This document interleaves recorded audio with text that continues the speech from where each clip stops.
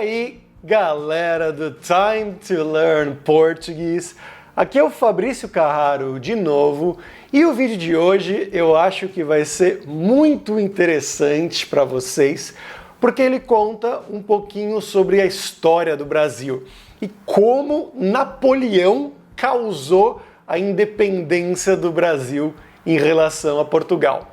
É uma coisa um pouco maluca, né? Você pode me perguntar, Fabrício, você tá maluco? Napoleão causou a independência do Brasil? Mas é exatamente isso que aconteceu e eu vou contar aqui para vocês como isso aconteceu no vídeo de hoje. Mas vamos lá.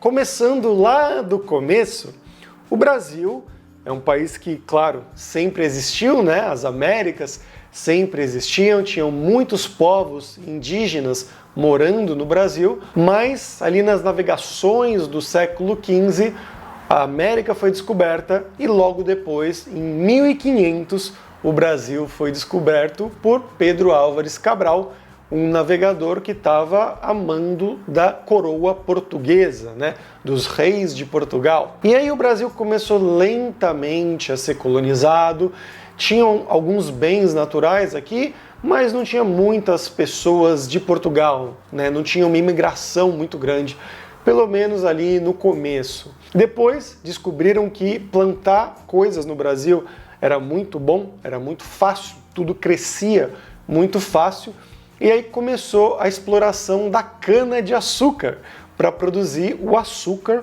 que era um dos bens mais caros, mais importantes nesse mercado internacional ali no século XVI, século XVII, século XVIII. E aí no século XVIII, ali em 1700 e alguma coisa, começou a ter ideias do iluminismo, né, que foi uma corrente de pensamento aí que levou à independência dos Estados Unidos, à Revolução Francesa também, é claro, e também várias pequenas revoluções no Brasil, que queriam a independência do Brasil, mas eram muito pequenas, tinha muito pouca gente, e nenhum poder bélico, né? Não tinha armas, nada disso, era muito fraco.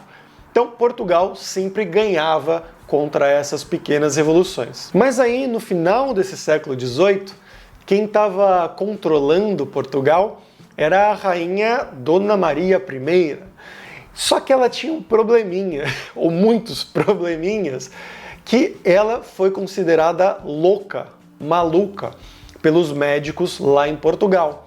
E por isso ela teve que sair do trono e no lugar dela colocaram o filho dela, Dom João, que a princípio ele era só príncipe regente, porque a rainha ainda estava viva, mas basicamente ele controlava tudo.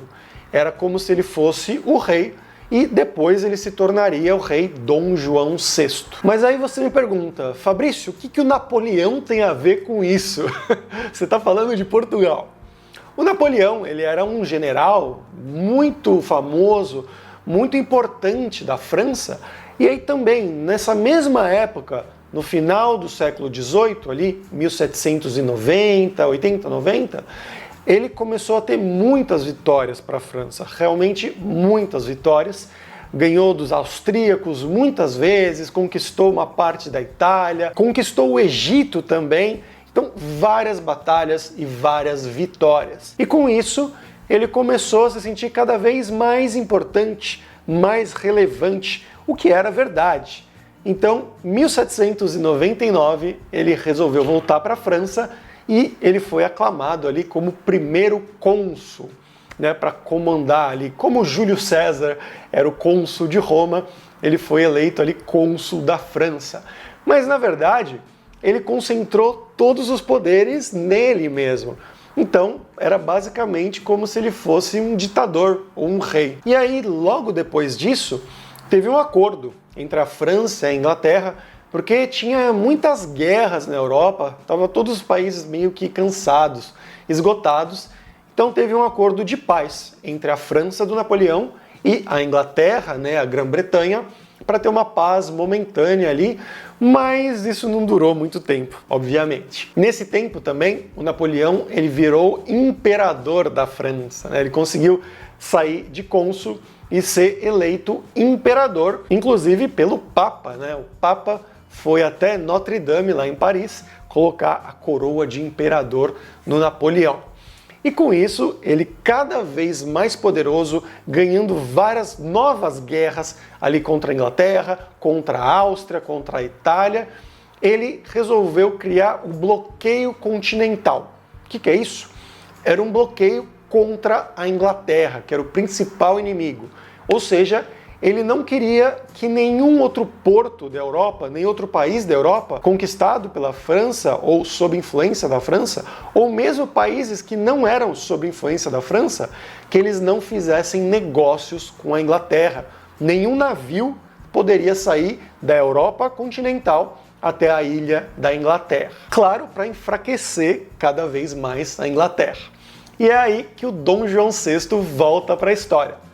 Portugal sempre foi um país muito próximo da Inglaterra, sempre fazia muito comércio e, por isso, com esse bloqueio do Napoleão, Portugal ficava numa situação complicada, porque a Inglaterra é o meu melhor amigo, mas tem esse conquistador aqui, esse imperador, que ele está falando que ninguém pode fazer negócios com a Inglaterra. O que eu faço? E aí o Dom João VI começou a dar uma de João sem braço. É uma expressão que a gente usa no Brasil como um sinônimo mais ou menos de fingir. Ou seja, você está fingindo que está fazendo uma coisa, mas na verdade você não está. Ou o contrário, você finge que não está fazendo, mas na verdade você está fazendo essa coisa. E é isso que o Dom João VI começou a fazer, dar uma de João sem braço. Ele começou a falar: Napoleão, não se preocupa, tudo certo, eu vou te obedecer, eu não vou fazer comércio com a Inglaterra. E aí, ao mesmo tempo, ele ia lá com a Inglaterra: Inglaterra, não tem problema, não se preocupa, eu vou continuar a fazer comércio com você aqui, ó. Só não conta pra ninguém, por favor, porque eu tô com medo do Napoleão. Então, ficou esse jogo duplo aí do Dom João VI com esses dois países, até que, é claro, o Napoleão percebeu que tinha navios portugueses fazendo comércio com a Inglaterra, e ele ficou muito bravo e resolveu invadir Portugal para tirar o Dom João VI do poder, falando: não, esse cara, quem ele pensa que ele é? Tá me enganando assim? E aí, claro, Dom João VI, muito esperto, fez um acordo com a Inglaterra para ajudar a transferir a corte de Portugal para a colônia mais importante de Portugal, que era o Brasil. Era a colônia mais rica, né, que provia mais bens como açúcar e outras coisas também, e também era um país muito grande, muito relevante. Então eles fizeram esse acordo, e aí o Napoleão realmente invadiu Portugal e Dom João, opa, tchau! Pegou vários navios com a ajuda de alguns navios da Inglaterra para proteger todo mundo, e foram todos para o Brasil ali, e eles chegaram no Brasil no começo de 1808. E claro, o Brasil, como eu disse, era uma colônia importante, mas era só uma colônia. E com isso, com essa chegada do rei no Brasil, agora o centro do reino não é mais em Portugal. O centro do reino é no Brasil, no Rio de Janeiro, mais especificamente ali onde eles moravam, né? Com isso também teve uma enorme imigração de outros portugueses, não só aquela pequena família do rei, mas muitas famílias nobres que também tinham medo de serem mortos em Portugal ou de perderem a importância, de perderem algum título, vieram juntos, era uma estimativa de umas 15 mil pessoas que vieram de Portugal para o Brasil, assim, do nada, de um dia para o outro. Então, isso ocasionou muitas mudanças no Brasil. E é claro, o pessoal de Portugal não gostou dessa situação, mas aceitaram porque o rei deles estava fugindo, né?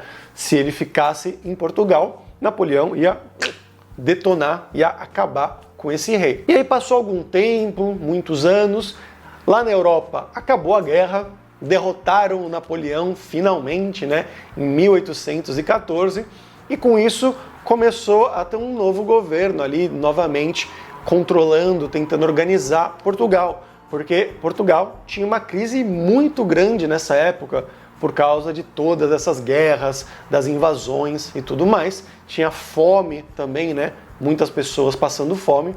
E por isso, esses portugueses começaram cada vez mais a exigir que o Dom João VI voltasse para Portugal. Não só o Dom João VI, mas também a família inteira dele. A mãe, a Dona Maria Louca, a rainha, e também o filho dele, o primeiro filho dele, Dom Pedro de Alcântara, que todos eles voltassem para Portugal.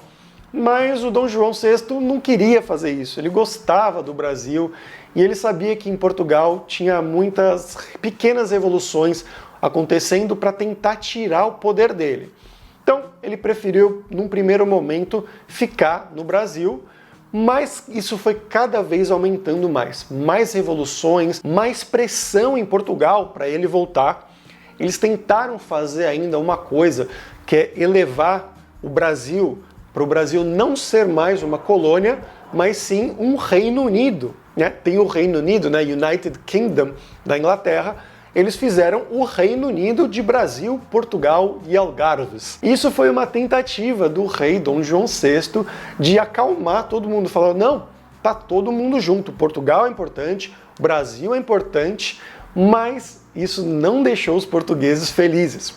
Eles queriam que o rei realmente voltasse para Portugal e que o Brasil voltasse a ser colônia. Mas é claro, ninguém no Brasil queria isso, e o rei Dom João também não queria isso. Mas não teve jeito. Em 1821, a Revolução do Porto, que é a mais importante de todas essas, conseguiu ali tomar o poder e exigiu um ultimato para o rei Dom João VI voltar para Portugal. E ele teve que aceitar, ele teve que ceder, só que ele não voltou com a família inteira.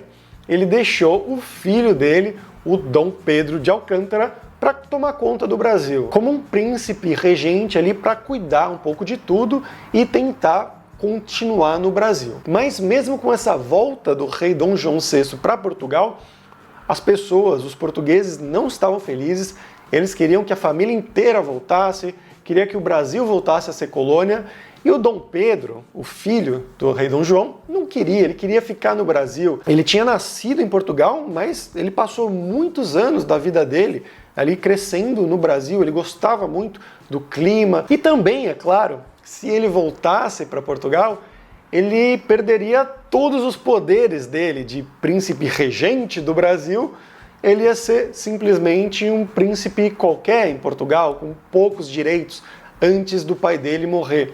E também essas cortes, esses tribunais em Portugal, estavam tentando tirar os direitos do rei, do pai dele. Então ele sabia mais ou menos o que estava acontecendo, qual era a situação, e por isso, quando teve uma dessas cartas dos portugueses exigindo a volta dele também, aconteceu o Dia do Fico, que é um dia muito importante no Brasil, que ele diz a famosa frase: se é para o bem de todos e para a felicidade geral da nação, estou pronto.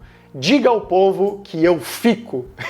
E com isso, ele decidiu ficar no Brasil, mas, novamente, como sempre, é claro, os portugueses não estavam felizes com isso, não gostaram dessa decisão, ficaram muito mais bravos e aí mandaram mais umas cartas para o Dom Pedro dando um ultimato: você tem que voltar para Portugal. E aí o Dom Pedro, ele estava visitando a região de São Paulo, a província de São Paulo. Ele estava em Santos, que fica no litoral, na praia, é um porto muito importante. E aí diz a lenda que o Dom Pedro estava voltando de Santos para a cidade de São Paulo, subindo a montanha, subindo a serra, porque Santos fica na praia e São Paulo fica em cima da serra, em cima da montanha. Então ele estava com cavalos, com burros, subindo essa serra, quando ele recebeu algumas dessas cartas aí dizendo desse ultimato para ele voltar para Portugal. E ele finalmente se rebelou, ficou muito bravo, mas também muito inspirado. E aí, na margem do rio Ipiranga, ele levantou a espada e disse: para o meu sangue, minha honra, meu Deus, eu juro dar ao Brasil a liberdade. E ele deu o famoso grito: independência ou morte. Claro, essa é a lenda, mas dizem que alguma parte dela é verdadeira, e com isso, Dom Pedro se tornou o primeiro imperador do Brasil, Dom Pedro I, e foi assim que Napoleão causou a independência do Brasil. Mas bom, galera, espero que vocês tenham gostado desse vídeo um pouco diferente, contando a história do Brasil.